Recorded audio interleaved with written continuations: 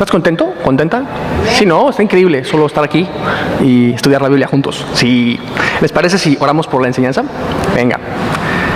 Señor, venimos ante ti agradecidos por este día, porque podemos estar juntos y porque podemos no solo adorarte con nuestras voces y cantos, podemos adorarte también con nuestras mentes, Señor. Te pido que seas con nosotros durante este estudio, que podamos estar realmente concentrados todos, Señor. Que podamos escuchar tu voz el día de hoy, abrir, Señor, los oídos de nuestro corazón, ensanchar nuestro corazón, nuestra alma, para que tú nos hables, Señor, para que tu presencia sea entre nosotros, con nosotros, transformando nuestras vidas, Señor, porque para eso existimos. Y gracias de verdad por tu palabra viva, eterna, que nos da aliento, que nos da instrucción, que nos exhorta, que nos da buenos jalones de orejas cuando lo necesitamos también. Y ponemos en tus manos este estudio. Te suplico me ayudes, Señor. Por favor, te lo suplico. Ayúdame a transmitir las ideas para que este pasaje, Señor, podamos escucharlo como tú quieres, Señor. Y ponemos esto en tus manos en el nombre de Jesús. Amén. Amén. Bien. ¿Dónde estamos, familia? Marcos, capítulo 9. Marcos 9. Vamos a estar viendo, sinceramente no sé hasta dónde, pero es que solo ir verso a verso está increíble. Como que descubres, diría mi cuate, cientos de cosas increíbles y valiosas. Y nada más a modo medio como de dónde venimos, Marcos 8, vimos esta importante idea del examen final. ¿Te acuerdas? El examen final que Jesús le hace a sus discípulos, en donde ellos debían contestar, o sea, a ver, ¿quién dices tú que es Jesús? Y qué importante, porque esto es para nosotros también, ¿verdad? Debemos estar de acuerdo con Dios en lo que Dios dice de Jesús. Está impresionante esta idea. ¿Sabías? Dios, el creador del universo, Dios, el creador, tiene un Dios al cual Él adora. ¿Sabes quién es el Dios de Dios? Jesucristo. Y dices, ay, eso sonó bien raro. No, de hecho, Hebreos 1, no vamos a ir ahí, nada más quiero que veas esto.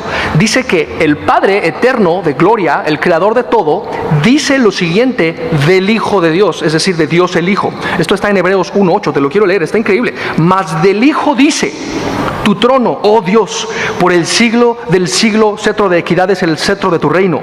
Has amado la justicia y aborrecido la maldad, por lo cual te ungió Dios, el Dios tuyo, con óleo de alegría más que a tus compañeros. Y tú, le dice el Padre al Hijo, y tú, oh Señor, en el principio fundaste la tierra y los cielos son obra de tus manos. Ellos perecerán, mas tú permaneces, y todos ellos se envejecerán como una vestidura, los cielos mismos, ¿no? Increíble, ¿no? Y bueno, de hecho sigue hablando de eso. Todo está ahí del 1 al 13 de Hebreos 1. Está impresionante. Esto es lo que Dios dice de Jesús. Es Dios, o sea, parece como un salmo, pero es tal cual el Dios eterno adorando al Hijo eterno. Esto es maravilloso, y tú y yo necesitamos confesar eso, ¿no? Si confesaras con tu boca que Jesús es el Señor, si estás de acuerdo con Él, o sea, serás salvo. Impresionante esto, ¿no? Y la salvación es constante. Puedo tener todo el tiempo la realidad de la esperanza que hay en Cristo, ¿no? Cuando yo miro a Jesús por quien Él es, ¿no? Y todo esto, muy importante, ¿no? Vimos también esta reprensión que Dios le hace a Pedro, si recuerdas, y terminamos con esta idea de el verdadero costo de seguir a Jesús, ¿no? O este costo del verdadero discipulado, por decirlo así. Te recapitulo esta idea porque tiene que ver con lo que viene. Dice ahí el verso 1, que también les dijo. ¿A quién les dijo? Pues a aquellos con los que estaba hablando, en este caso los discípulos y la multitud, ¿verdad? Después de hablarles del costo del verdadero discipulado, o del verdadero costo del discipulado, ¿no? Oigan, ustedes tienen que tomar su cruz y seguirme. Así como yo voy a tomar mi cruz, ¿verdad? Ustedes deben tomar su cruz, les dice Jesús a estas personas, ¿verdad? Y les dijo, ustedes deben renunciar, o bueno, lo vimos la semana pasada, ¿no? Deben renunciar a su identidad para abrazar la identidad de Dios, ¿recuerdas? Deben rendir por completo su voluntad, determinados a hacer mi voluntad. Tenía que ver con eso, ¿no? Este mensaje que les da sobre cargar la cruz y todo eso, que era eso, un mensaje fuerte, ¿verdad? Que les da. También les dijo, porque aparte de esto, ¿con qué estaba relacionado, familia? Con identificarse con Jesús en público. ¿Recuerdas eso? ¿No? Él la primera vez había venido así, en debilidad, ¿no? Y dice, ustedes deben identificarse conmigo así, en esa debilidad, y cuando yo venga en mi segunda venida, ¿no? En poder y en victoria, yo me voy ahora sí que eso, identificar con ustedes. Yo no los voy a negar si ustedes no me niegan en público y todo eso. Era un mensaje fuerte que Jesús estaba dando tanto a la gente como a los discípulos. Y entonces dice que también les dijo, además de todo esto, fíjate, de cierto os digo que hay algunos de los que están aquí, algunos de aquellos que estoy llamando a cargar su cruz, ¿no?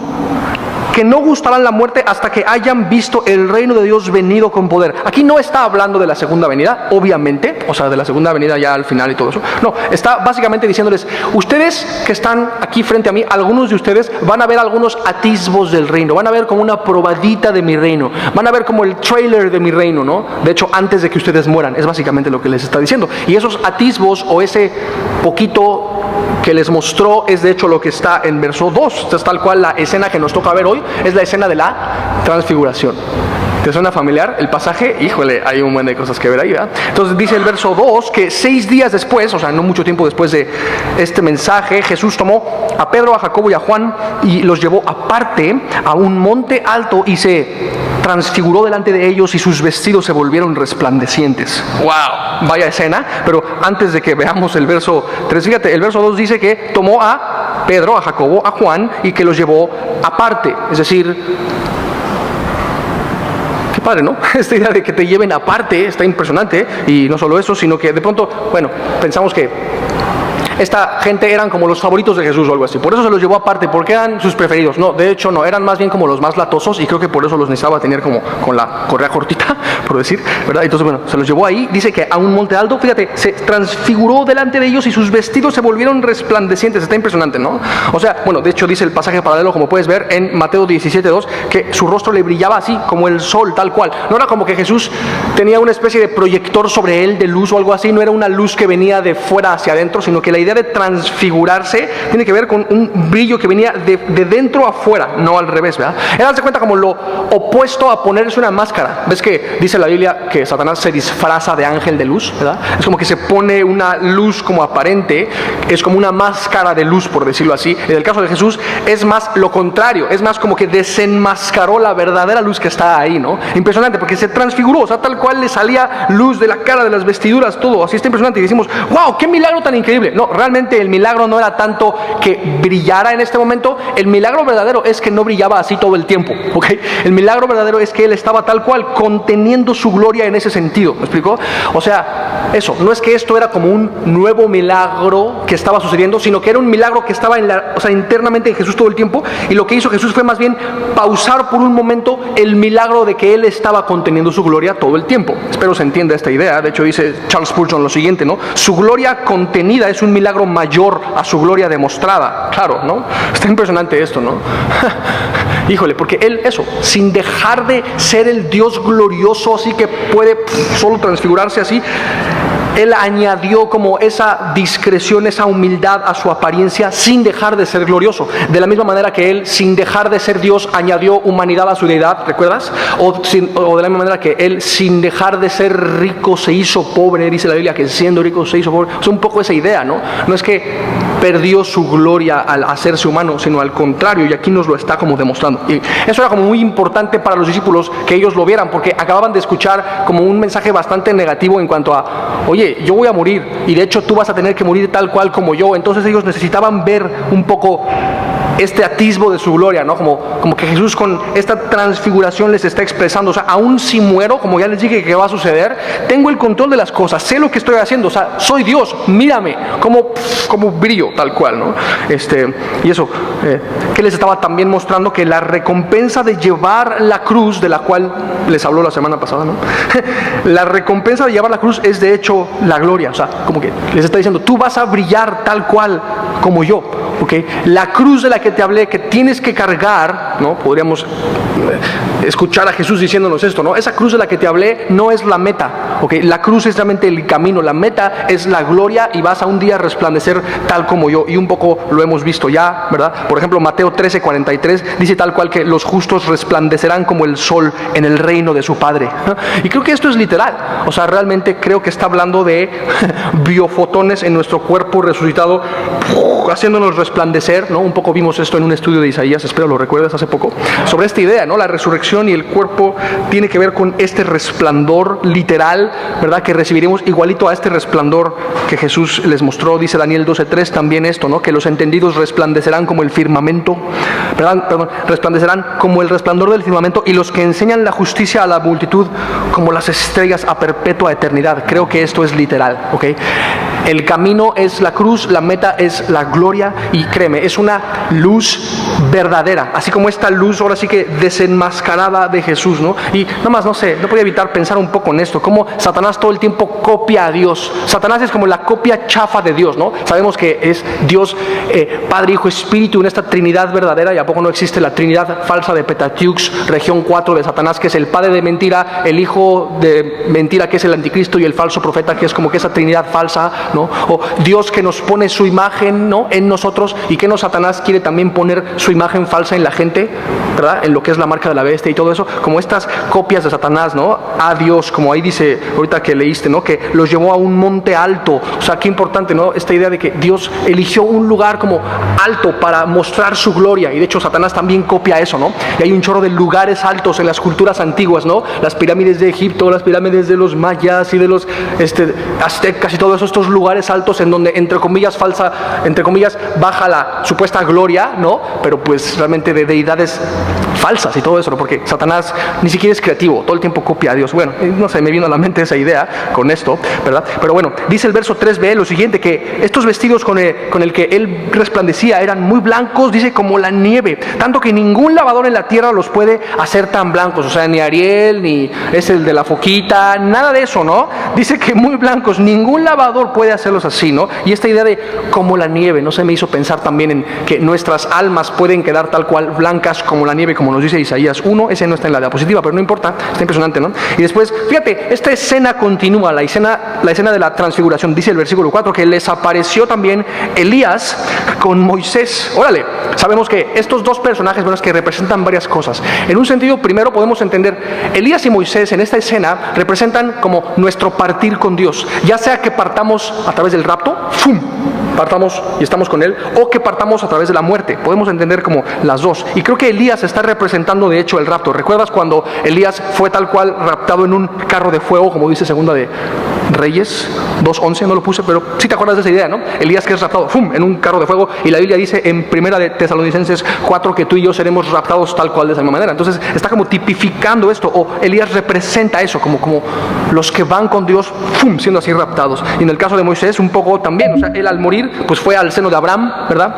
En el caso de nosotros, si morimos, ¿no?, antes del rapto, podemos partir y estar con Cristo, como dice Filipenses 1:23, también importantes ideas, ¿no? ¿En qué otro sentido podemos entender esto? Que Elías y Moisés son como los representantes de los profetas y la ley respectivamente, ¿no? O sea, si te fijas, todo el Antiguo Testamento, ¿no?, realmente se trata de eso, la ley y los profetas, y todos los profetas, toda profecía realmente apunta a Jesús, y la ley, o sea, el cumplimiento de la ley es Jesús mismo, como dice Romanos, ¿no? El cumplimiento de la ley es el amor. Entonces estamos viendo, órale, el representante de la ley, de los profetas, que todo apunta a Jesús, y el cumplimiento mismo de todo esto que es Jesús mismo, reunidos acá en esta escena de la transfiguración. Órale, vaya atisbo del reino, ¿no?, del que les promete en el verso 1, o sea, vaya que les cumplió esta promesa. Entonces estamos viendo eso, es muy importante.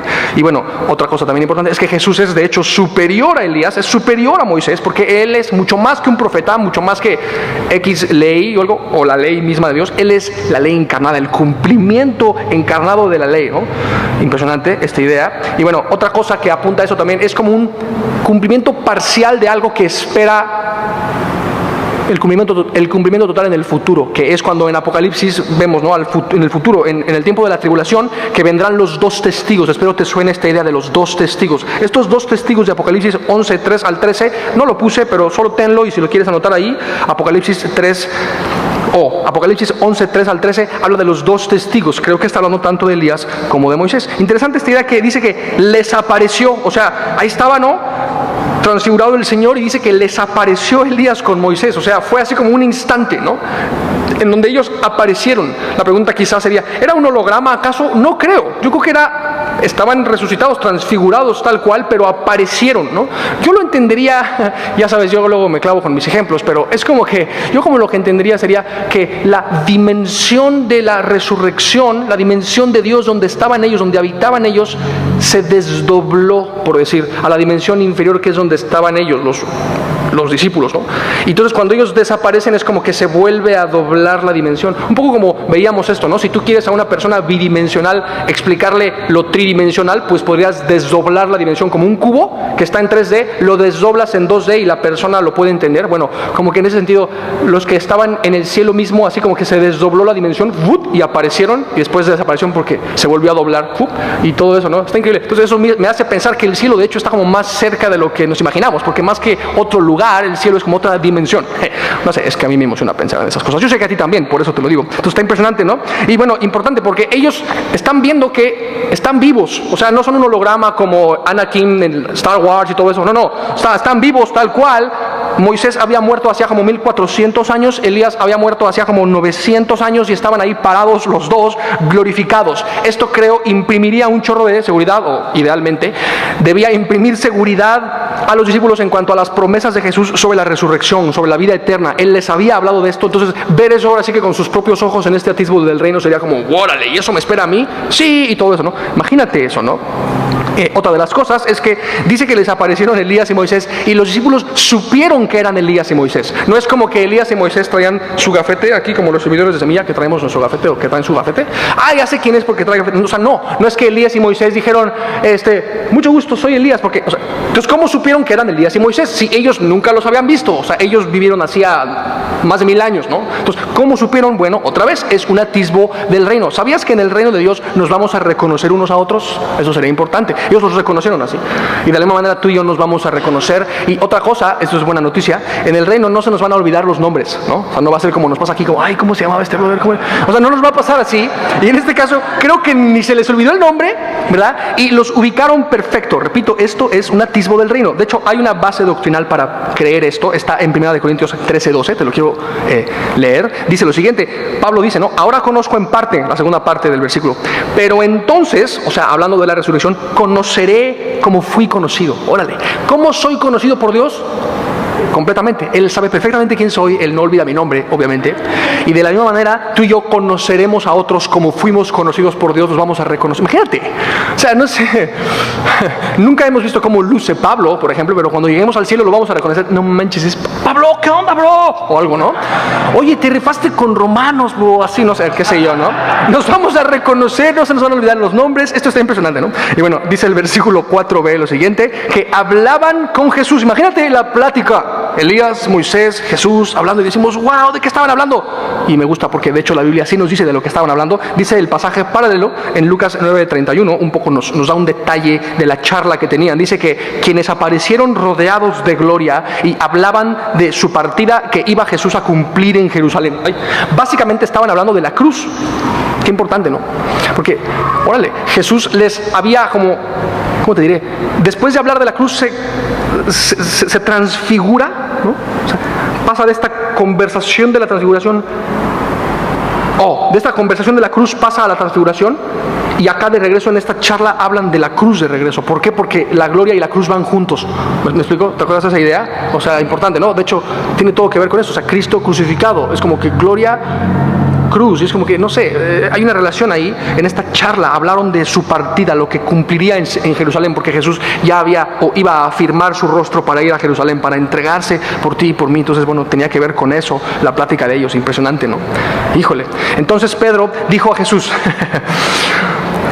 fíjate lo que hace Pedro cuando está en medio de esto. Maestro, bueno es para nosotros que estemos aquí y hagamos 3 enramadas, una para ti, otra para Moisés y otra para Elías. Básicamente fue como que me hallo, esto del atisbo del reino ya me gustó, aquí me quiero quedar, que sufrir ni que nada, ya me vi. Básicamente fue lo que pensó Pedro. Entonces vamos a hacer unas enramadas ya para quedarnos aquí, ¿no? Ya eso de andar sufriendo, no, pues aquí ya, mira, bien hallados, no sé qué, básicamente. Y me gusta porque el verso 6, como que Marcos un poco se disculpa en el nombre de Pedro, así como que han de disculparlo casi, porque dice, no sabía lo que hablaba, pues estaban espantados, ¿no? Como que, te digo, un poco Marcos nos explica esto. Ahora, interesante, el pasaje paralelo en Lucas 9:32 no está ahí en la diapositiva, me parece, pero rápidamente te lo digo. Cuando ellos van al monte con Jesús, que van aparte con él y todo eso, ellos estaban como quedando dormidos y en eso sucede sucede esta cuestión de la transfiguración. Entonces eso los despertó, así bien cañón, como que estaban a punto de quedarse dormidos y cuando vieron esa manifestación se súper despertaron y dice que se espantaron. Pues cualquiera, ¿no? O sea, imagínate, de pronto ves a alguien así con la cara prendida, es como que, ay, ¿qué pasó ahí? O algo, ¿no? Entonces dice que estaban espantados, ahí dice, ¿no? Entonces, qué loco, porque cuando estás asustado y falto de perspectiva y recién despertado, así es como que dices tarugadas, básicamente, no sé. Eso es como un poco lo que hizo Pedro, y no sé, podemos un poco entenderlo como espiritualmente, porque tú y yo, ¿a poco no? Antes de ser cristianos estábamos como dormidos del alma, ¿no? Y cuando Jesús nos despierta pasa como que nos asustamos de ver la verdad de Dios muchas veces, ¿no? O sea, ¿cuál es el precepto? Que ver la gloria de Dios, ¿verdad? No siempre va a ser como una experiencia placentera. En este caso estaban así, asustados, ¿no? No sé, estaba tratando de pensar en un ejemplo. ¿Viste la película de Matrix cuando Neo se toma por fin la pastilla roja? Y es como que está a punto de tomársela y le dice a Morpheus, ey, te vamos a mostrar nomás la verdad, así que no te me saques de onda, casi le dice, ¿no? Y Neo es como que, ok, ya, me la tomo, y en eso es cuando ve la verdad y se asusta, y el vato hasta quiere regresarse y decir, ya no quiero nada porque está muy extremo ver esto. O sea, no fue tan cómodo realmente, tan placentero conocer la verdad. Es un poco esto, estaban asustados, ¿verdad? Y hay de hecho otros ejemplos en la Biblia donde vemos esto, o sea, que la gloria de Dios, o sea, ¿y qué tal estuvo la transfiguración? Muy bonita la experiencia. No, de hecho no fue en ese sentido tan así, sino que estaban con temor, ¿me explico? Y eso, muchas veces Dios se va a glorificar en nuestras vidas así, mostrándonos cosas difíciles de digerir, corrigiéndonos, disciplinándonos, ¿no? Y sobre todo, como Pedro no estaba glorificando a Dios en ese sentido con su comentario ni al caso, como que le vino este temor y así fue una manera en la que Dios se glorificó, pero como que con este temor, pues, básicamente, ¿no? Y bueno, ¿por qué estuvo como bien chafa su comentario? Número uno, porque, para empezar, puso a Jesús al nivel de Elías y Moisés. Es como que, vamos a hacer una entramada, una para cada quien, así como si los tres fueran iguales. O sea, si alguien te comparara con Elías o Moisés, a ti y a mí, sería como que un súper cumplido, ¿no? O sea, nos pusieron a ti y a mí en un nivel acá como bien alto. Pero cuando dices eso de Jesús, estás realmente bajando a Jesús, ¿no? Al nivel, o sea, de donde a él le corresponde estar. Él es por mucho superior tanto a Elías como Moisés. Entonces, por eso estuvo como chafa su declaración. Otra de las cosas es que, la verdad, con todo y su buena intención, con todo y su, pues aquí estamos bien hallados, estuvo bien mal porque, la verdad, estuvo hasta satánico lo que dijo, porque implicaba que ya no era necesario que Jesús fuera a la cruz, como vimos la semana pasada también. Entonces, híjole, pues estuvo como bien chafa, ¿no? Lo que dijo. Ahora, dándole un poquito el beneficio de la duda a Pedro, sería importante ver esta idea, como el lado amable. A veces es bueno tener esa teología del chompiras, ¿no? Como ver el lado amable de las cosas. Entonces, Pedro, fíjate lo que dice Charles Spurgeon sobre esto. Pedro fue abierto, fue entusiasta en su comentario, ¿no? Vamos a quedarnos aquí. O sea, fue abierto y entusiasta. Y dice él, Spurgeon, en mi opinión necesitamos más Pedros como este en la iglesia. Atrabancados quizá, impulsivos, pero con fuego y empuje dentro de ellos, ¿no? A veces hace falta eso, ¿no? Quizá pues sí la regó, pero estuvo, ¿cómo te diré? Tiene un aspecto bueno. Después de todo, fue Pedro el único que se atrevió a decir, tú eres el Cristo, el Hijo del Dios viviente. Fue el único que se atrevió a, de hecho, bajar de la barca, recuerdas, y tal cual caminó sobre el agua. Después se hundió y todo eso, pero sí se atrevió. Entonces es algo padre, este riesgo que él toma de pronto en las escenas que vemos acá con Pedro. Y bueno, versículo 7, fíjate, por si no había sido suficientemente asustador la experiencia de verlo transfigurado, se pone todavía más fuerte la experiencia. Dice que entonces vino una nube que les hizo sombra. Órale, versículo 7, ¿no? Y desde la nube una voz que decía, este es mi hijo amado, a él oíd. ¡Wow! ¿No? Y habla de esta nube que les hizo sombra otra vez. Vaya atisbo del reino de Dios. De hecho, la Biblia dice que cuando Jesús vuelva va a venir en las nubes con poder y gran gloria. Entonces es la nube de gloria de Dios mismo. De hecho hay un chorro de referencias que podríamos solo así como que rastrear en la Biblia sobre esta nube, ¿no? De gloria. O sea, representa obviamente la gloria de Dios, la conocida Shekinah de Dios. Es lo que vemos en Éxodo 13, por ejemplo, cuando habla de la columna de nube, ¿no? Esta columna de nube desde la cual habló Dios a Moisés, y como en Ezequiel vemos cómo esta nube de gloria llenó el tabernáculo, de modo que los sacerdotes ya ni siquiera podían estar ahí en el templo, se tuvieron que salir porque la nube de Dios, ¿no? De la gloria llenaba el templo y todo esto, el resplandor de la gloria, ¿no? Y hay como un chorro de pasajes en Éxodo, en Números, en Primera de Reyes 8, Segunda de Crónicas 5, Hechos 1:9, cuando Jesús ascendió después de su resurrección, dice que fue recibido en una nube de gloria. Básicamente eso, ¿no? O sea, como que esta idea de la nube es la gloria de Dios, ¿verdad? Manifestándose así, aquí, y otra vez es, repito, un atisbo del reino, ¿no?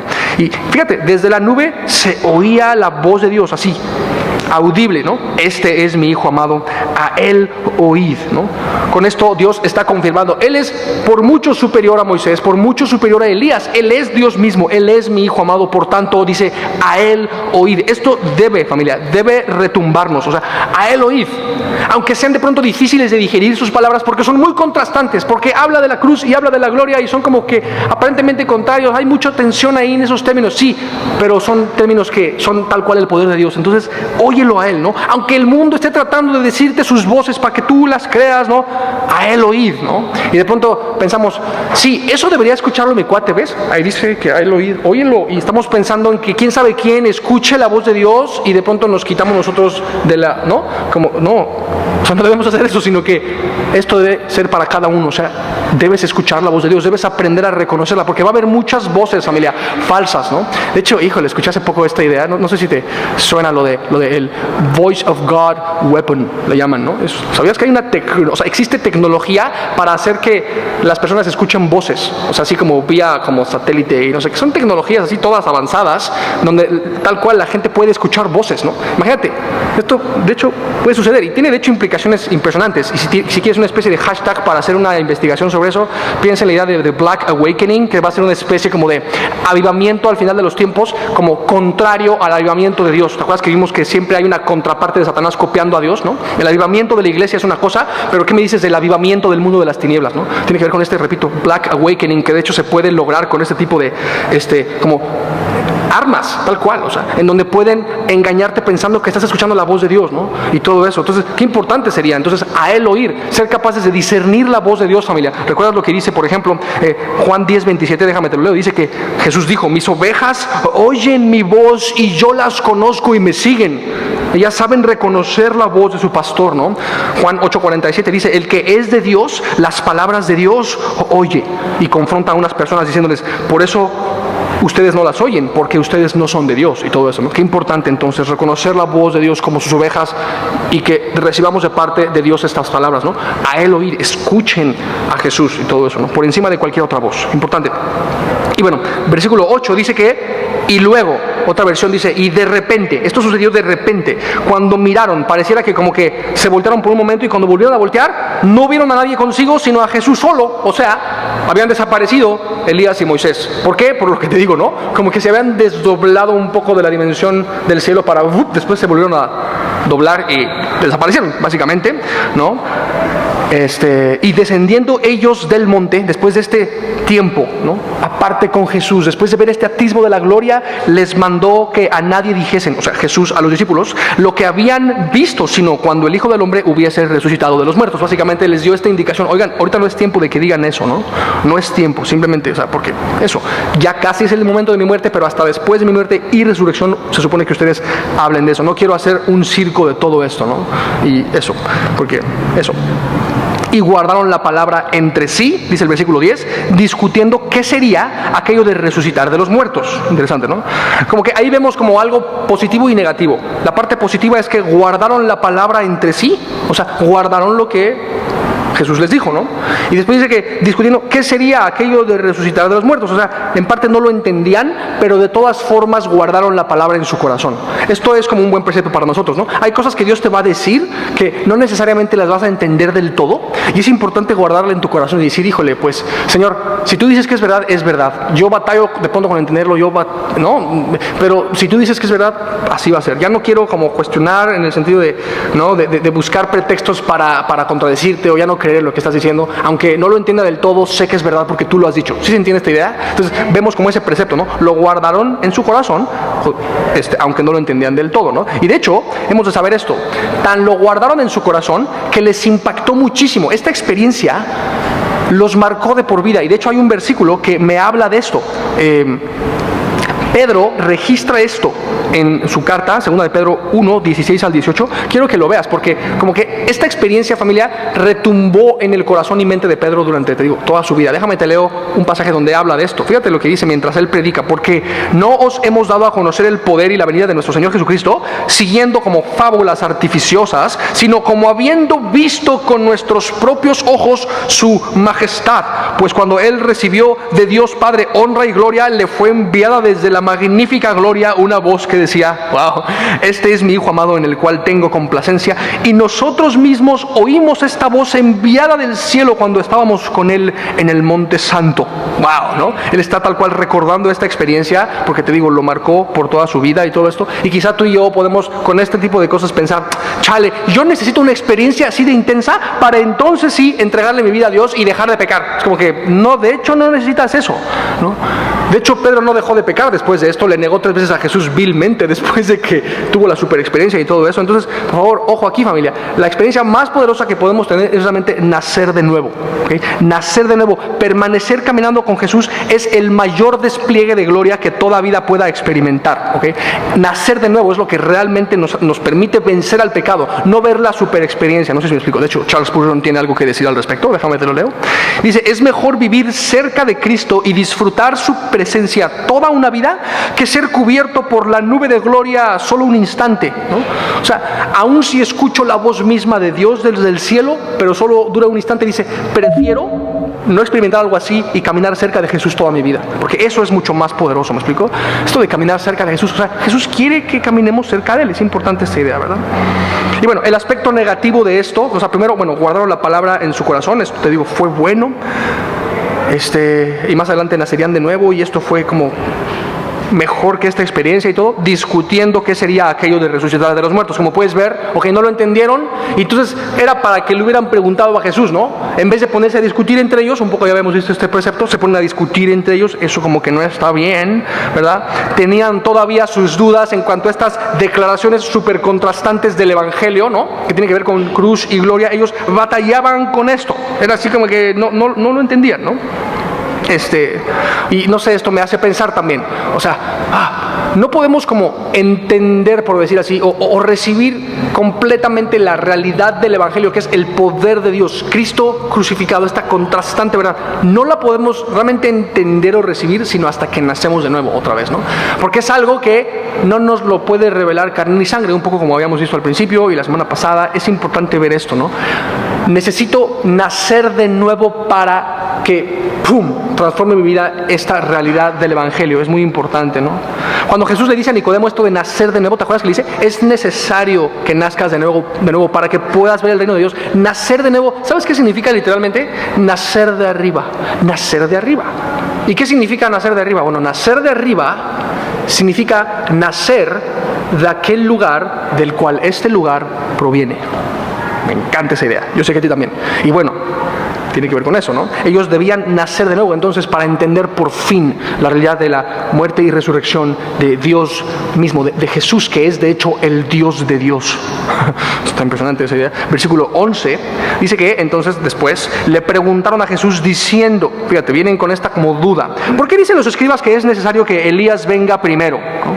Me imagino a los fariseos atacando la deidad de Jesús, como diciendo, no, él no es el Mesías, porque tiene que venir primero Elías, básicamente, ¿no? Entonces ellos le preguntan a Jesús, o sea, ¿por qué dicen los escribas eso? Que es necesario que Elías venga primero, ¿no? Como implicando que Jesús no era el Mesías o algo así.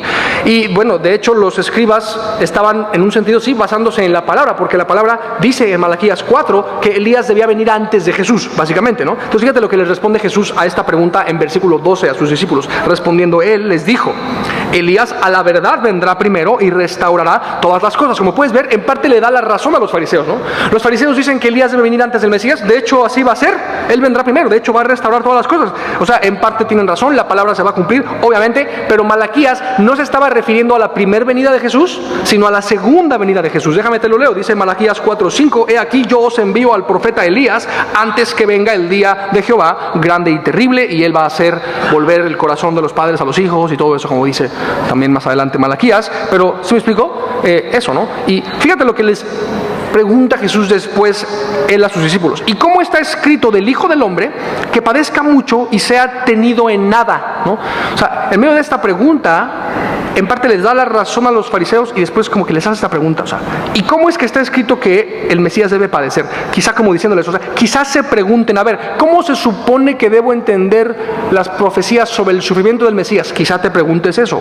Quizá te preguntes eso también, o esto otro. Si Jesús es el Mesías, si yo les he dicho que soy el Mesías, quizá te preguntes, ¿dónde está Elías? ¿No?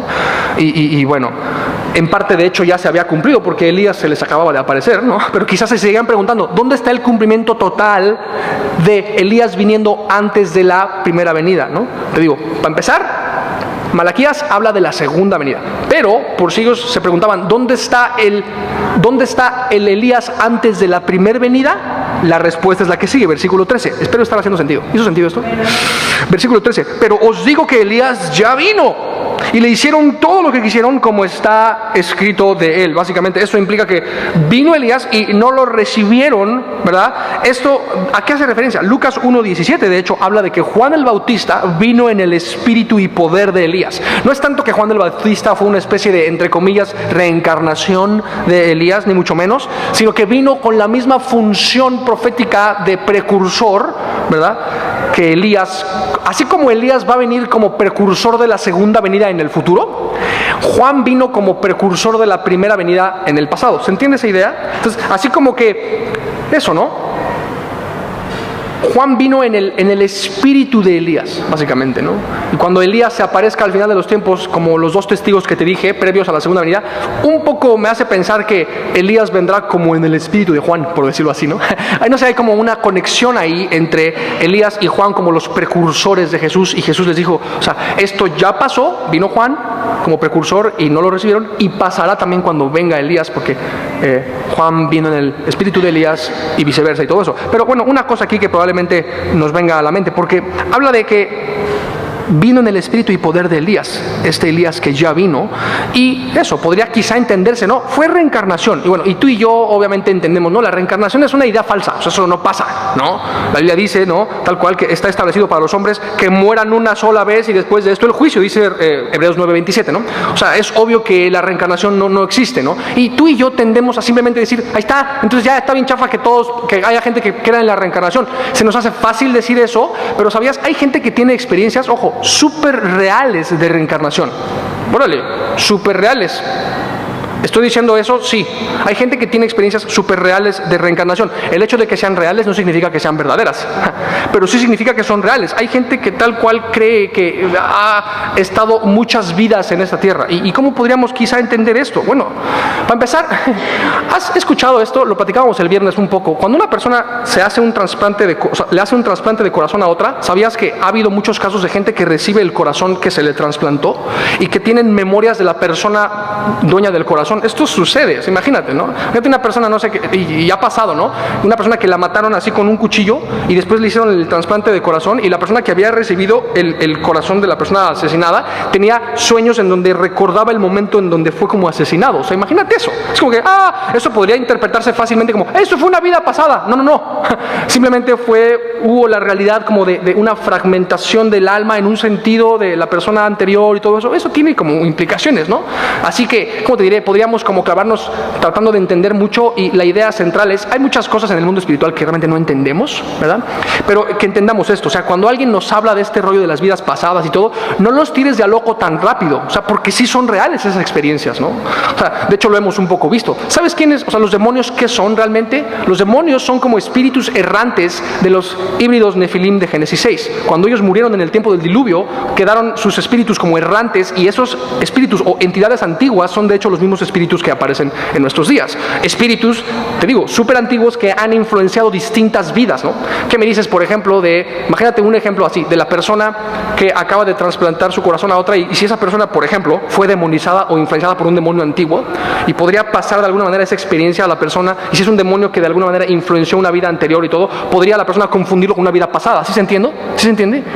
Y dices, nos hace bolas, pero ¿verdad que hace sentido pensarlo así? Claro, o sea, los demonios han influenciado vidas pasadas, y si de alguna manera esos mismos demonios influencian vidas presentes, podría interpretarse como otra vida o algo así.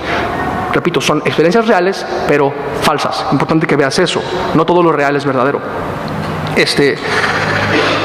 En fin, no creemos entonces en la reencarnación, pero sí creemos que es importante como iglesia poder tener respuestas a este tipo de cosas. Cuando ves gente a tu alrededor que le pasan estas cosas, puedes decirle, ¿sabes qué? Mira, mejor entiéndolo así, es como realmente está en la Biblia. Puedes ver, sería importante que como iglesia tengamos estas respuestas. En fin, vimos entonces que Juan es este cumplimiento tipificado de la profecía de Malaquías, ¿no? tal cual, y Jesús les dice, o sea, en un sentido Elías ya vino y todo eso. Vamos a la siguiente escena, versículo 14. ¡Ay! ¿A qué hora empezamos? Tenemos tiempo, vamos como 40 minutos. Ok, vamos a la siguiente escena, versículo 14. Cuando llegó, es decir, porque acordémonos, estaban en el monte, ¿cierto? Jesús con, no todos sus discípulos, sino solo los tres más latosos, ¿verdad? Pedro, Santiago y Juan. Entonces van de regreso, dice que cuando llegó, o sea, de regreso del monte a donde estaban los discípulos. Obviamente está hablando de los otros 9, no de los 3 que venían con él, sino de los demás. Llegó ahí y vio una gran multitud, ¿no? Ya bajando del monte, alrededor de ellos, y escribas que disputaban con ellos. Nada más esta idea, porque como que fueron ahí, ¿no? Y tuvieron como atisbo de la gloria del reino, y era como, por decirlo en un sentido, era tiempo de volver al mundo real, ¿no? O sea, como que dice que se toparon con esta escena, ¿no? Una multitud de gente discutiendo los fariseos con ellos y todo eso. Y es un poco, y ahorita eso, va a estar como frustrado porque vas a ver que eso, aparte de los fariseos discutiendo, había este papá desesperanzado por un muchacho que había sido demonizado y los discípulos como derrotados, los otros 9, porque no habían podido ayudar a este muchacho. Entonces como que cuando vienen al mundo real es como que una aflicción tras otra, ¿no? Todos así, unos discutiendo, otros desesperanzados, unos demonizados, unos derrotados, así como que bienvenido al mundo real. Creo que eso era precisamente el tipo de aflicción que quería evitarse Pedro cuando dijo, ya bebí, mejor hay que quedarnos aquí, ya no quiero más aflicción, ¿no? Como que no tomó en cuenta de que, o sea, sí va a haber un momento en donde ya no va a haber más aflicción, bro. Nada más que ese momento increíble en donde ya no va a haber ningún tipo de aflicción, ni discusión, ni influencia demoníaca, está esperando un momento como un cumplimiento final. Lo mejor está por llegar. Todavía no sucede, Pedro. No se te olvide eso, y eso es para ti, para mí, ¿no? No se te olvide que lo mejor está por llegar. Todavía no llega lo mejor. De hecho, hay un libro entero que se llama Lo mejor está por llegar. Te lo recomiendo muchísimo. Es del pastor Greg Laurie. Es un libro increíble, te va a hacer chillar. Está impresionante. Se llama Lo mejor está por llegar. En fin, me recordó a esta idea, ¿no? Porque ellos estaban regresando como al mundo real, ¿no? Y dice ahí que enseguida, versículo 15, toda la gente viéndole a Jesús que venía regresando se asombró y corriendo hacia él le saludaron, porque pues ya era como bien famoso en este momento, o cada vez más famoso. Versículo 16 dice que él les preguntó a los discípulos, es decir, a los 9, aparte de los 3 que fueron con él al monte, les preguntó, ¿qué disputáis con ellos? Es decir, con los fariseos, porque vimos del verso 14 que había unos fariseos ahí discutiendo, ¿verdad? ¿Qué disputáis con ellos?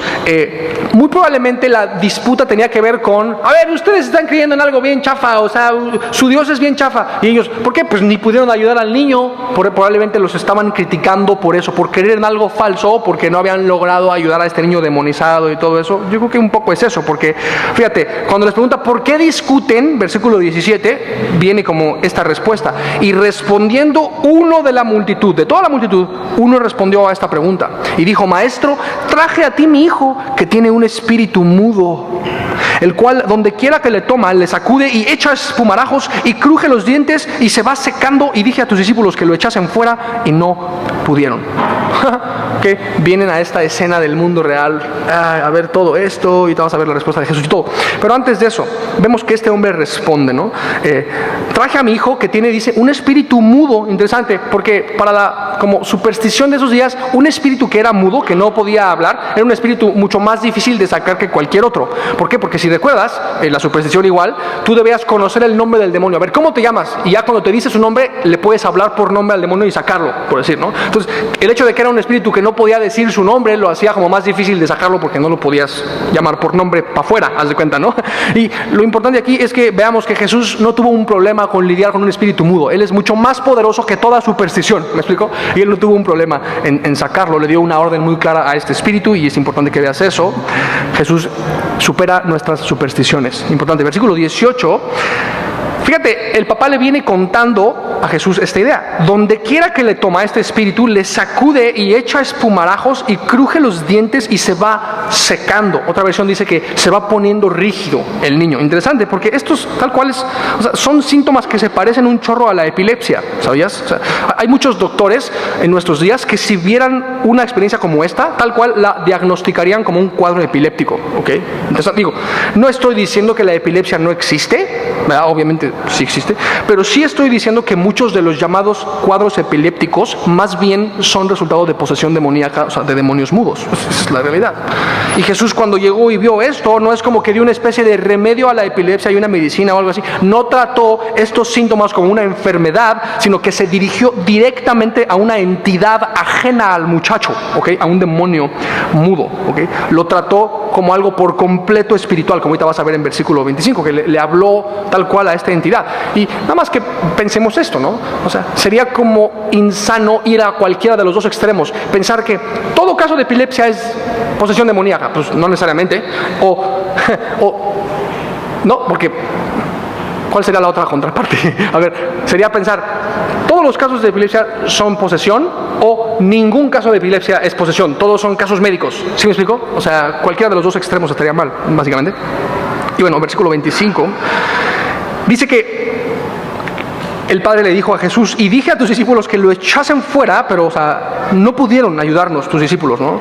O sea, ¿pero qué no Jesús les había dado autoridad sobre los espíritus en Marcos 6:7? De hecho, sí. Y con todo y que tenía esta autoridad, no pudieron ayudarle. ¿Por qué? Porque era un caso como más grave de lo normal, familia. ¿Esto qué me muestra? Que dentro del orden satánico hay, de hecho, entidades más poderosas unas que otras, ¿ok? Hay como demonios más intimidantes unos que otros. Es la realidad. De hecho, Pablo un poco describe esto en estos distintos rangos, características que hay dentro del gobierno satánico. ¿Recuerdas que lo vimos en Efesios 6:12? Te lo voy a leer simplemente. Dice que no tenemos lucha contra carne y sangre, sino contra principados, potestades, gobernadores de las tinieblas de este siglo. Interesantísimo. Contra huestes espirituales de maldad en las regiones celestes. Son, repito, varios rangos. Si tienes un poco de curiosidad de ver un poquito más a detalle esa descripción y las características de este tipo de entidades, puedes checar la conferencia de Jesús y el endemoniado. Está en la página, es basada en Marcos 5, 1 al 20, lo vimos con más calma, esa idea. Pero lo que quiero que veas es eso, hay diferentes como rangos y capacidades dentro de estas entidades, ¿no? Versículo 19, y respondiendo él, les dijo: oh generación incrédula, ¿no? O sea, debían simplemente creer en mí y no lo hicieron, y por eso no pudieron con esta entidad un poco más poderosa de lo normal. Y los reprende básicamente, generación incrédula. ¿A quién se está refiriendo Jesús cuando los reprende? Bueno, creo que no nada más a los discípulos frustrados de que no pudieron ayudar a este muchacho, sino a los fariseos criticones también, al padre desalentado del muchacho creo que también, creo que a la multitud en general, quizá hasta el muchacho se está refiriendo Jesús, o sea, no lo sé, ¿no? Pero dice una generación incrédula, creo que aplica para todos básicamente. Y fíjate, sigue la reprensión: ¿hasta cuándo he de estar con ustedes? ¿Hasta cuándo os he de soportar? A ver, traédmelo, básicamente, ¿no? Y es como que, uy, yo no hubiera querido estar ahí. Está frustrado el Señor ahí, creo que un poco enojado, y creo que con razón. Cuando Jesús se enoja, lo hace con razón. Él ya les había dado un chorro de razones para creer en Él, ¿verdad? Y ellos están mostrándose incrédulos, entonces tiene toda la razón de reprenderlos, ¿no? Versículo 20, y se lo trajeron, y cuando el Espíritu vio a Jesús, interesante, ¿no? El Espíritu o esta entidad vio a Jesús. ¿Cómo es posible? Si no tiene ojos, porque es una entidad incorpórea, entonces ¿cómo es que vio? Bueno, creo que este espíritu pudo ver a Jesús a través del cuerpo del muchacho. Hemos de saber esto. Hay distintos portales, ¿verdad?, con los cuales el mundo, pues, de las tinieblas puede interactuar con nuestro mundo. Uno de esos portales son cuerpos, los cuerpos de personas, ¿no? Son portales a través de los cuales, te digo, los demonios interactúan con este mundo. Hay otro tipo de portales, como estos lugares altos que te decía. Hay muchos, de hecho. Hay portales abiertos con tecnología, como el acelerador de partículas, como ya te he dicho. Hay portales abiertos con ritualismo. Hay distintos tipos de portales. Los portales también pueden ser cuerpos de personas, ¿no? Entonces, a través de este portal, por decir, vio a Jesús, pudo interactuar, ¿no? Y fíjate lo que hizo. Cuando vio a Jesús, fíjate lo que hizo esta entidad: sacudió con violencia al muchacho, quien cayendo en tierra se revolcaba echando espumarajos. Es como muy gráfico, ¿ok? ¿Y por qué hizo esto el demonio? Creo que porque odia la presencia y nombre de Jesús. Para ser un poco más exacto, los demonios odian la presencia, frecuencia y nombre de Jesús. No pueden con eso, ¿no? Y cuando vieron a Jesús cerca, este demonio lo vio cerca tal cual, es como que quiso ¿cómo te diré? Como que supo que le quedaba poco tiempo dentro del muchacho, entonces dijo: me queda poco, y de aquí a que salgo voy a tratar de hacer el mayor daño posible, porque ya vi que ya me van a sacar. ¿Sí se entiende? Es lo que hace Satanás tal cual. híjole, en parte movido quizá también como por temor, ¿no? Recuerdas que, por ejemplo, Dios le puso temor a los animales, ¿no? Temor de los hombres. Y entonces muchas veces los animales son agresivos precisamente por temor. O sea, realmente los animales bravos son bravos por temor, ¿no? Y un poco, bueno, pues los demonios también obviamente temen a Dios. Y Job 26:5 dice tal cual que las sombras tiemblan en lo profundo, ¿no? O sea, hay un temor del mundo de las tinieblas a Dios mismo, ¿no? Entonces creo que en parte es eso y en parte es este odio, ¿no? Voy a querer hacer daño lo más posible, ¿no? Antes de salir, versículo 21, Jesús preguntó al Padre, porque como vimos, ¿no? Es una escena súper gráfica que da un chorro de cosa ver eso, es como, híjole, y Jesús preguntó al Padre, ¿cuánto tiempo hace que le sucede esto? Cero sacado de onda. Jesús no se sacó de onda con esto. No es como que, ay, qué miedo, algo así. No, simplemente vio algo así todo denso, sacando espumarajos, sacudiéndose el muchacho, todo así. Y Jesús nada más lo ve. ¿Hace cuánto tiene este problema? Así como si nada, ¿no? Y el papá contestó, desde niño. Fuerte idea. Y muchas veces le echa en el fuego y en el agua para matarle. Órale. Desde niño lo trataba tal cual de controlar, ¿no? Llevándolo al fuego, llevándolo al agua. ¿Por qué? Porque había este odio, ¿no? Los demonios nos odian, familia, ¿no? Y no sé si, híjole, nos indigna, ¿no? O sea, el niño, ¿qué culpa tenía? No sé, o sea, desde niño que haya esta como esta, no sé cómo explicarlo, esta profanación, ¿no? Del alma de un niño. Me indigna pensar en eso, ¿no? Y son cosas que siguen pasando en nuestros días, de hecho a nivel como súper trágico, ¿no? Tiene que ver con, no sé, ¿no? Manifestaciones más contemporáneas de esto, son abducciones, por ejemplo, ¿no? Niños, muchos de los niños que desaparecen en nuestros días son realmente llevados, ¿no? Por entidades y para ser controlados de esta manera, ¿no? Satanás aborrece a los seres humanos. Número uno, ¿por qué? Porque poseemos la imagen de Dios, ¿cierto? Tenemos la imagen de Dios en nosotros y ellos aborrecen eso, no soportan la frecuencia del ADN humano. Hemos de saberlo, el ADN humano tiene una frecuencia. Ellos no soportan esa frecuencia. ¿Te acuerdas cuando la película esta del gigante de Fi, Fai, Fo, Fum? Estos gigantes que hacen este sonido y huelo un niño, me lo quiero devorar. ¿Recuerdas eso? Esa idea de Fi, Fai, Fo, Fum tiene que ver con la frecuencia, de hecho, del ADN humano, que el mundo de las tinieblas aborrecen la frecuencia del ADN, porque es la imagen de Dios en nosotros y ellos tienen envidia de eso. Y aparte aborrecen a los seres humanos. ¿Por qué? Porque los seres humanos glorificados vamos a juzgar a los ángeles caídos un día. Entonces ellos nos aborrecen por eso, ¿no? Y tratan de hacer, fíjate, porque está hablando de que le echaba en el fuego, le echaba en el agua para matarle, es decir, controlaba la vida de este muchacho, ¿no? Y de pronto decimos, ay, yo estoy muy ajeno a eso o muy lejano a que me pase algo así, como de ser controlado por el mundo de las tinieblas. ¿Sabías que de maneras como mucho menos dramáticas la gente puede ser controlada por el mundo de las tinieblas? Déjame, te sugiero esta simple idea. Creo que el mundo de las tinieblas es tan astuto que utiliza términos para hacernos pensar que nosotros tenemos el control cuando realmente los que tienen el control son ellos. Piensa, la programación de la televisión creo que no tiene tanto que ver con los programas de la tele. O sea, lo que programan no es la tele, sino tu mente. Y el control de la tele no es tanto que tú tienes el control, sino que la tele te controla a ti. Creo que tiene todo que ver con eso, de hecho. Y el mundo de las tinieblas controla a las personas a través del mundo del entretenimiento, ¿verdad? Esto tiene implicaciones bien densas. Pero, híjole, a Dios no le gusta eso, ¿ok? Que haya un mundo, un sistema tratando de engañar y controlar a las personas, ¿ok? Y Dios, de hecho, tiene venganza en su corazón y un día va a juzgar ese sistema, un día. O eso, ¿no? Va a juzgar ese sistema. Dice Isaías 63, eso mismo, 63:4. En fin, es que no puedo evitar esta idea, como que sí indigna, ¿no? Ver este abuso espiritual del mundo de las tinieblas en contra de las personas.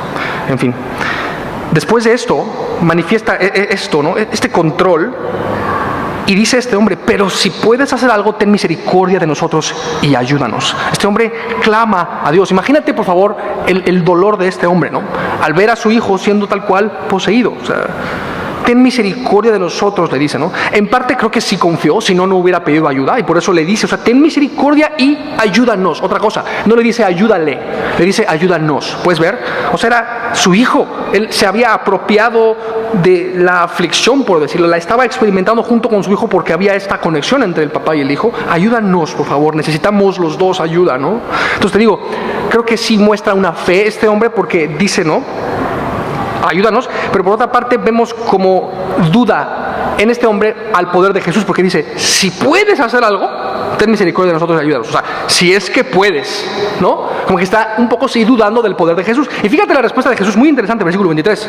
Jesús le dijo, si puedes creer, al que le cree, todo le es posible. Me gusta como que Jesús utilizó los mismos términos, ¿no? Si puedes sanarle, y Jesús, bueno, si puedes creer, como diciéndole, mira papá, el problema no está si yo tengo o no tengo el poder para sanarle, sino si tú eres capaz de creer o no creer en que yo de hecho tengo ese poder. ¿Me explico?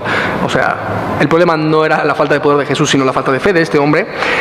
Y te digo, no es que no tuvo fe, sí la tuvo, por eso pidió ayuda, pero sí le faltaba fe. Y bueno, cuando Jesús le contesta esto, como que le hizo sentido a este hombre la respuesta de Jesús. Por eso dice el versículo 24, e inmediatamente el padre del muchacho clamó y dijo, creo, ayuda mi incredulidad. Increíble respuesta, pero antes de eso, fíjate, dice, si puedes creer, al que cree todo lo es posible. Qué importante, ¿no?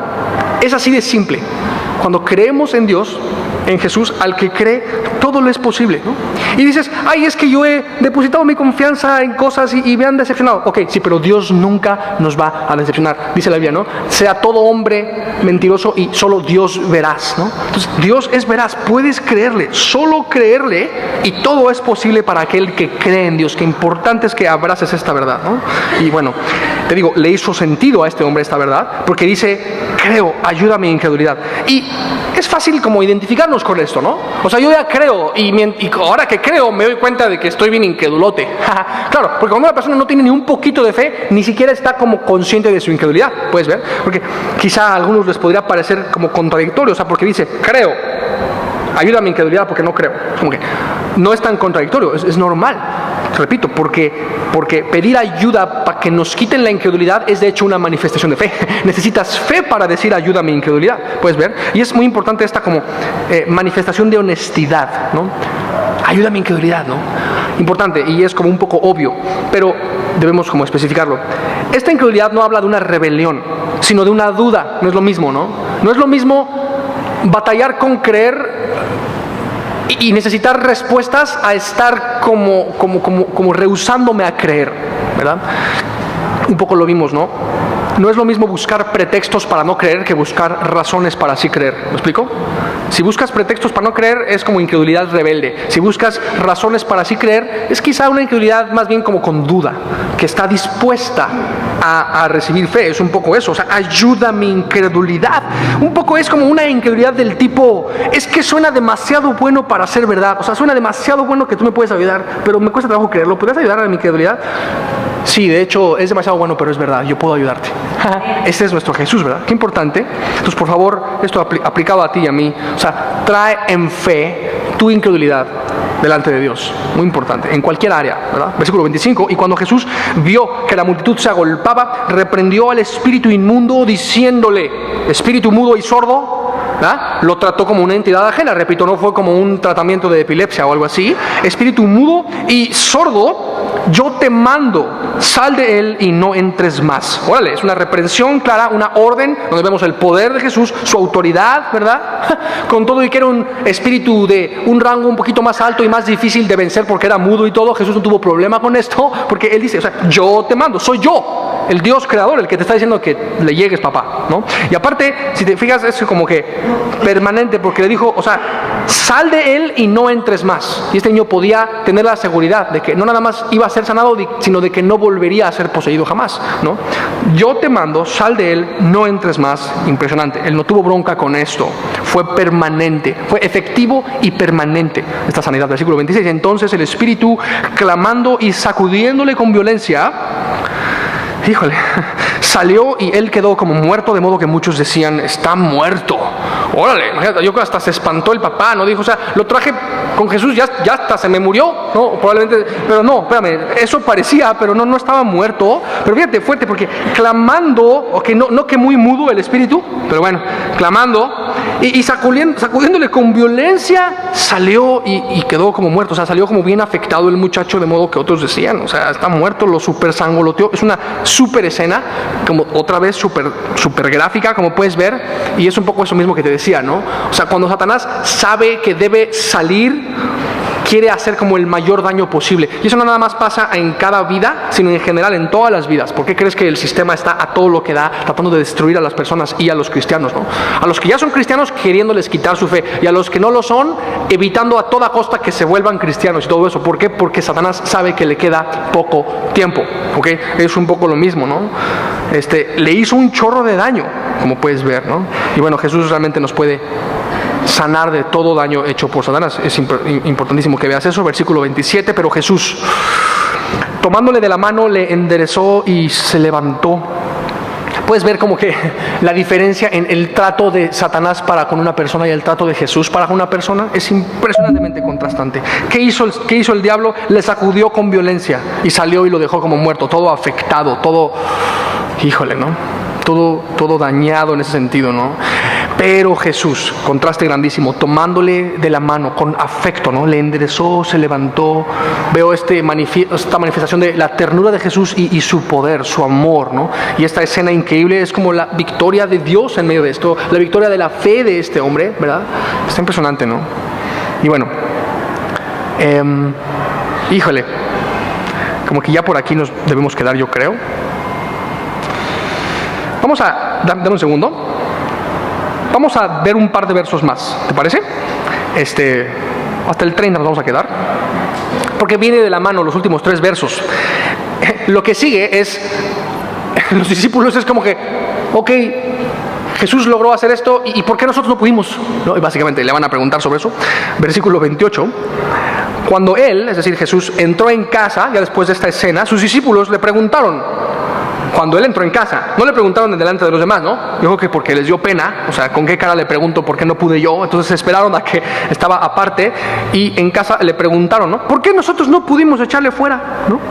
Y les dijo Jesús, creo que en amor y paciencia, este género con nada puede salir sino con oración y ayuno. Este género, puedes ver, Jesús podía identificar muy bien los distintos como géneros de entidades, ¿no? No nos da demasiados detalles la Biblia sobre esto, pero es un hecho que hay diferentes como géneros, tal cual. Este género en particular no puede salir sino con oración y ayuno. Entonces eso, o sea, el problema es que les faltó a ustedes, chicos, oración y ayuno, básicamente. Ahora, no es que la oración y el ayuno nos hacen como más poderosos en contra de los demonios o algo así, como si esto fuera una especie de receta para la liberación de demonios. O sea, no es tanto eso. La clave más bien, familia, es la comunión, porque la oración y el ayuno nos acercan a Dios, nos alinean con la realidad de su poder, ¿verdad? Y se trata de que sea su poder en nosotros, no nosotros siendo cada vez más poderosos porque ahora sí ayuné y ahora sí oré, entonces estoy bien poderoso. Era el problema con ellos. Ellos, de hecho, habían un poco puesto su confianza en sí mismos, porque dicen, ¿por qué nosotros no pudimos echarle fuera? Como que estaban centrados más bien en ellos mismos, ¿no? Entonces, como no pudieron, creo que se decepcionaron de sí mismos. Y el problema de decepcionarte de ti mismo implica, el problema de decepcionarte de ti mismo es de hecho que implica que confiaste en ti mismo. ¿Sí me explico? De hecho, una cita fuerte esto, ¿no? Decepcionarse de uno mismo implica haber confiado en uno mismo. Pues claro, ellos no tenían por qué haber confiado en ellos mismos y todo eso, ¿no? Y de hecho, confiar en uno mismo es una maldición. Dice Jeremías 17:5 que maldito es el hombre que confía en el hombre, o sea, tal cual. Entonces ellos creo que habían confiado en su propia como fuerza para sacarlo o algo así. Jesús les dijo, les faltó confiar en mi fuerza, alinearse con mi fuerza. ¿Y cómo se hace eso? Con la comunión conmigo a través de la oración y el ayuno. La oración y el ayuno es eso, básicamente, ¿no? ¿Y cuántos tipos de ayunos hay que agradan a Dios? Pues nomás hay uno, ¿verdad? Te lo tenía que decir, no sé qué. En fin, esto no es una receta, te digo, para la liberación, aunque hemos de saber, o sea, hay de ministerios de liberación a ministerios de liberación. O sea, no estoy queriendo como tirar mal rollo o mala onda, o sea, porque es una realidad que gente necesita ser liberada del mundo de las tinieblas. Y es una realidad que la palabra de Dios y la comunión con Dios y el ayuno y la oración pueden liberar a una persona de la liberación, ¿no? Y no toda persona que habla de liberación, tal cual de ese término, no está necesariamente con mala doctrina o algo así, para nada. Hay muchos que pues han como prostituido esa idea, pero muchos que no, ¿ok? O sea, hay de liberación, hay de ministerios de liberación a ministerios de liberación, ¿ok? No, o sea, hay unos muy, muy legítimos, ¿me explico? Y muy necesarios, de hecho, también. Y bueno, órale, Jesús estaba preparado para sacar a cualquier género, sin problema, ¿no? No es como que cuando vio la situación de la persona, híjole, tiene mucho, espérenme tantito, voy a ir a orar y a ayunar rápido para regresar y sanar al chico. O sea, realmente no. Jesús en ese momento estaba listo para lidiar con cualquier tipo de entidad. ¿Puedes ver? ¿Por qué? Porque Jesús estaba lleno de gracia y de verdad. ¿Recuerdas lo que dice Juan sobre Jesús en Juan 1:14? Es tal cual eso, ¿no? Jesús estaba todo el tiempo lleno de gracia y de verdad. Por eso Él pudo con esto, ¿no? Importante aquí. Y bueno, después dice ahí que habiendo salido de allí caminaron por Galilea. No quería que nadie lo supiese, como que no quería detenerse en Galilea. ¿Por qué? Porque Él ya había afirmado su rostro para ir a Jerusalén. Ya no era tiempo de detenerse en ningún lugar, sino ya era tiempo de ser entregado, ¿verdad? En fin, y de hecho de eso les va a seguir hablando el versículo 31. Híjole, bueno, vamos a terminar la próxima semana con eso. Pero es un buen momento para parar, porque, bueno, después de esto, te digo, les predica el Evangelio otra vez. Es tiempo de ir para allá, de cumplir con esta realidad de que siendo Dios debo morir, porque esa realidad del Dios que muere es poder en sí mismo, para salvación, para liberación, literal, ¿no? Entonces sería importante que oráramos por estas cosas, ¿no? ¿Te parece? Si oramos por esto, vamos a poner esto en manos de Dios. Y Señor, te damos gracias por ser tan bueno con nosotros, por regalarnos este tiempo aquí juntos. Está impresionante, Señor, que empezamos hablando del poder de tu Evangelio, de este examen final que necesitamos pasar todos, y terminamos también con esta idea de que tú no quisiste detenerte en Galilea porque ibas a Jerusalén a consumar tu obra de redención, que es tal cual el Evangelio, Señor. Y todo está rodeado de tu Evangelio en ese sentido. Y pudimos ver el día de hoy dos escenas muy importantes, Señor. Este atisbo de tu reino. Tu Evangelio nos da acceso a la realidad transfigurada de tu reino. Gracias por esta esperanza maravillosa, Señor, de que un día resplandeceremos como las estrellas a perpetua eternidad, gracias al poder de tu resurrección en nosotros, Señor. Te pido que, movidos por la esperanza de una resurrección literal futura, podamos vivir vidas resucitadas ahorita, Señor, viviendo tal cual en el poder de tu Espíritu, que nos ayuda no a depender cada vez más de nosotros o ser supercristianos entre comillas, sino que nos ayuda a depender cada vez más de ti, de tu poder, estar alineados con tu voluntad, Señor. Te ruego que así sea, que podamos, Señor, poner nuestra incredulidad en tus manos. Ayuda a nuestra incredulidad, por favor. A menudo, Señor, desconfiamos de tu poder, de la realidad de que tú tienes ciertamente el control de las cosas, aun cuando las situaciones no hacen sentido, Señor.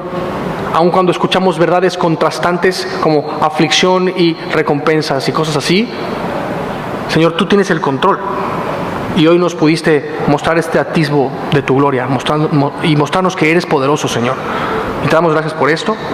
Y te ruego que si hay alguien aquí, Señor, que de plano tiene tal carencia de fe que no puede ni siquiera ver su incredulidad, te pido que tú le des la suficiente fe como para que pueda pedirte, ayuda a mi incredulidad, Señor. Ya sea que sea una persona que esté aquí o que esté escuchando esto en grabación o en video, como sea, te pido que tú ayudes nuestra incredulidad, que traigas salvación a esta ciudad, Señor. Un atisbo de tu reino en nuestro corazón y un poder de tu Espíritu, Señor. Y ponemos en tus manos a toda persona que esté siendo oprimida por entidades, oprimida por demonios, que tú les liberes con el poder de tu Espíritu, con la comunión cercana a ti, Señor. Y gracias porque todo esto es verdad. Y ponemos esto en tus manos, papá, en el nombre de Jesús. Amén. Amén.